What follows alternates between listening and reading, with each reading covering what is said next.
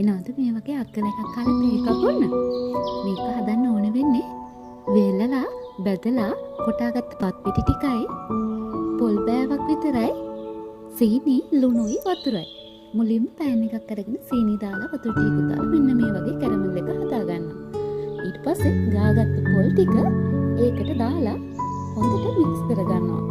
පෑන් ටික ඔක්කොම පොල් වලට අල්ලගෙන හොඳටම මික්ස් කරගන්නවා. ඊට පස්සේ බත් පිටි ටික එකට දානවා. මම ලුණු දාන්නේ නැහැ. අම්මා මේ බත් ටික බ්ලෙන්ඩ් කරද්දි ඒකටම ලුණු දාලා තමයි බ්ලෙන්ඩ් කරලා තිබ්බේ. මම මේකට තව සීනි ටිකකුත් දැම්මා උඩින්. ඒක තමයි මම ආසයි සීනි හැපෙනවට. ඒ නිසා සීනි ටිකකුත් දාලා මේක හොඳට තවත් මිශ්‍ර කරගන්නවා.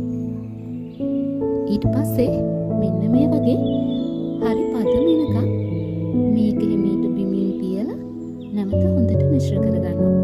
ඊට පස්සේ මෙන්න මේ වගේ ලස්සනට බෝල කරන්නයි තියෙන්නේ.